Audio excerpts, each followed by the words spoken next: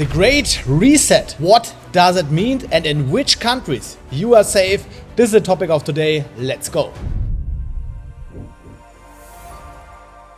So in here we see this video from the Nomad Capitalist, already near 500,000 views, and I think it's super interesting and might be some of you don't have heard about what is the Great Reset. Maybe some of you living in countries where the economy goes down. I just can personally talk about Germany. Germany goes crazy down, and all the people who have the financial resources and the knowledge, they move out of Germany. Super sad to see, but we have to accept reality. And with this introduction, welcome back here to our Bali Invest YouTube channel. My name is Kevin Beutler. I'm the CEO and founder of the Bali NFT Investment Group. And our main topic is tokenization of real estate. But overall, it's super important to give economic knowledge out there. This is one of the reasons for our channel. But we also have nice villas tours and so many else. So make sure that you subscribe here, that you don't miss that out. And now we go into the video. A lot of people are worried about something called the Great Reset. It was a proposal from the World Economic Forum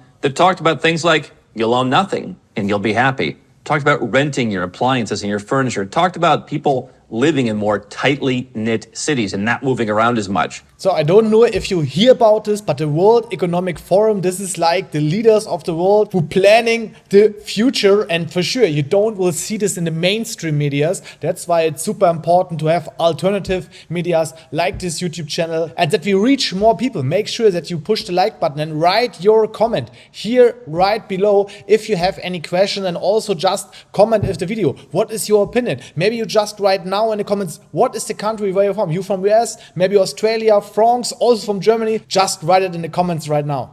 Now, I've told you before that for me, I do not share as much concern about this as some other folks. I'm not saying that I don't have concerns about heavy-handed government, unelected bureaucrats. I've been talking about that with my family and now with you for a quarter of a century, long before many people were talking about it, that the Western countries in particular were heading in the wrong direction. That's why I left the United States, in part.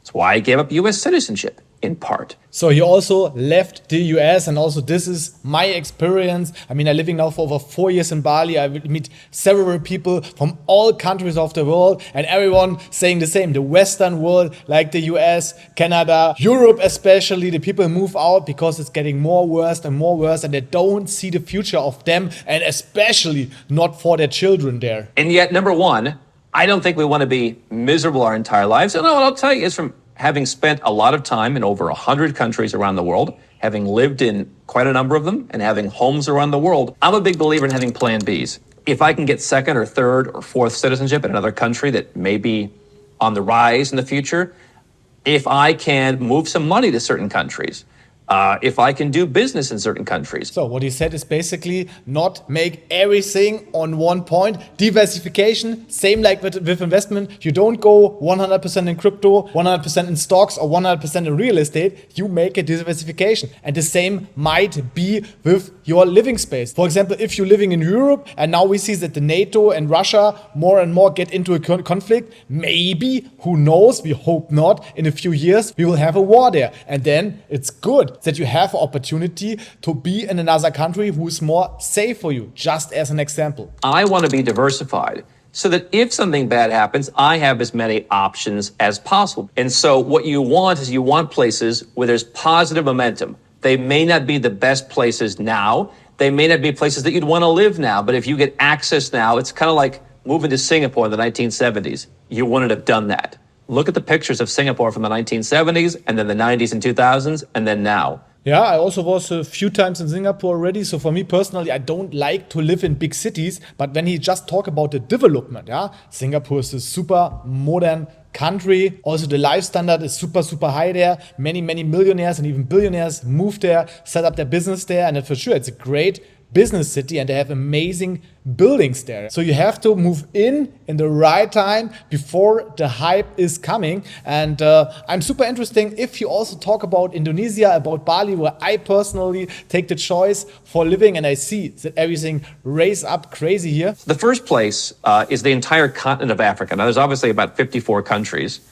in Africa. This is interesting. Me personally, I was in Tanzania already. I was in the north for sure, in many, many countries there. I mean, it's good for a holiday, yeah, but for sure the life standard is, especially at the moment, it's not super high. It would be my first choice. What about you? Let us know in the comments. I'm primarily talking about Southern and Eastern Africa. And again, even in that region, not all the states are gems. You do have places like Kenya and Rwanda and Botswana and Namibia, which are some of the standouts. Mauritius and the Seychelles are standouts, not on continental Africa. So you've got a number of countries. And would you live in Rwanda? Yeah, people who are there say it's very clean, things run. There's always somebody, just like you see in El Salvador, Singapore, the UAE. Oh, you know, it's a little heavy-handed. That's how you keep it so clean. You can't satisfy everybody. And I'm sure no place is perfect. But there are places in Africa, not the entire continent, but if you pick out some of the gems like the ones I've mentioned, Namibia has a residence program you can go and you can be a part of. Mauritius has a residence program you can go and be a part of. You know, other countries are starting to come out with that. Egypt, in North Africa, has a citizenship program. Buy property, get a citizenship. And you might say, come on, it's less developed. Again, this is not your necessarily your plan for tomorrow. This is a plan for you 10, 20 years from now. Because I think that when people start to get upset about stuff like a Great Reset, they start catastrophizing. And they act like it's happening tomorrow. Yes, some bad stuff has happened. Again, I've been here telling you for almost about 11 years now. Guys, worse and worse stuff is going to happen in the West. And you know what happened back in 2012 when I said some of this stuff? Not maybe exactly, but basically the general trend. Over 10 years, and I see he doesn't look so old. He already talked about this, and now more and more the things happen. But mostly the people that don't believe until it's maybe already too late. Who's this crazy lunatic? He wants to go to Cambodia and Malaysia instead of the great fruited plain of the United States. Yeah, I don't regret it. Because you know how they treat me in Malaysia? A lot better than they treated me in the United States, I'll tell you that. You have places in Africa, there's less infrastructure, there's less enforcement, and there's also a culture of enforcement. If you want to get things done with the government, it can be extraordinarily bureaucratic. Look at places like South Africa. They are distinctly pro-Russia. Look at a lot of the countries that are now diplomatically working with China. They are saying, hey, China comes, they build us hospitals. This is true. China invests a lot of money in Africa, especially in the west of Africa. I also have some friend, he built some hotel in Gambia, so super small country, but also the infrastructure raised really, really up there. Also Nigeria, there is a few countries who are interesting. Also in the South Pacific. I was in Vanuatu a number of years ago. This is, and I say this in the nicest of ways, one of the most disorganized places I have been to. Look at their citizenship program. I mean, that's kind of the citizenship of last resort. Now, I mean, Vanuatu's passport has lost visa-free access to the Schengen area of Europe, to the United Kingdom, and more recently to Ireland. Vanuatu, yeah? Never heard that before. It's in the east of New Zealand. It's not so far here from Indonesia. We'll see how it looks. Maybe a next travel destination. I mean, it's not a great passport for traveling. Now, if you want a tax-free place where there's basically like almost no taxes of any kind on anything, they've got a hard time organizing a lot of stuff down. I mean, okay, Fiji's a little bit better perhaps, but like Solomon Islands is better. But in a place like Vanuatu, I just think it's like, hey, you do you. And that's what you're getting yourself into down there. Eastern Europe, another place. You're seeing places like Serbia. As the European Union gets more heavy-handed, they pushed back on Albania. If you guys want to have a citizenship program, you're out. Don't plan on coming here. Now the EU is pushing back on Georgia for visa-free travel if they don't make some changes. The EU is pushing back on the Caribbean programs. It'll be interesting to see if the Caribbean passport programs are raising their price to satisfy the EU. Who told you that passport programs are going to go up in price for years? For me, personally, Eastern Europe completely not interesting. In the winter, it's get also super cold there. Not an option for me. So that region, you can feel more freedom. It's not perfect, but it is a more free existence. And I think that's in part because the people are just like, hey, don't tell us what to do. Oh, yeah, Western Europe. Yeah, we know what we're saying. You look at the president of Serbia. You don't have to agree with him on everything, but, you know, they go and interview him from the UK news or the German news, and they really get on his case.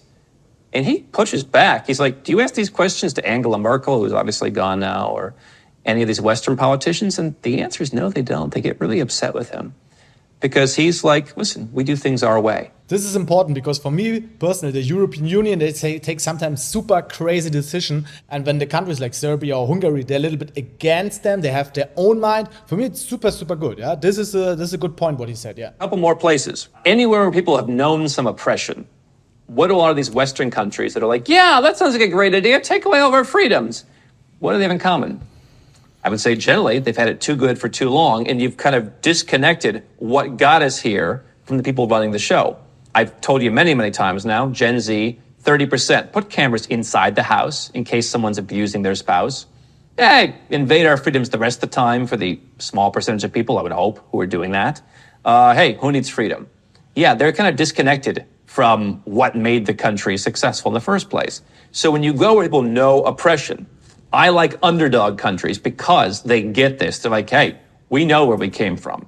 There are a few Western countries that still have somewhat of the underdog mindset. And so somebody made the comment, if the elite 1% of the world took control, 99% of the population would likely resist. How would they deal with that? How successful were the Russian, the French aristocracy at staying alive or at liberty during the revolutions that tore their countries apart?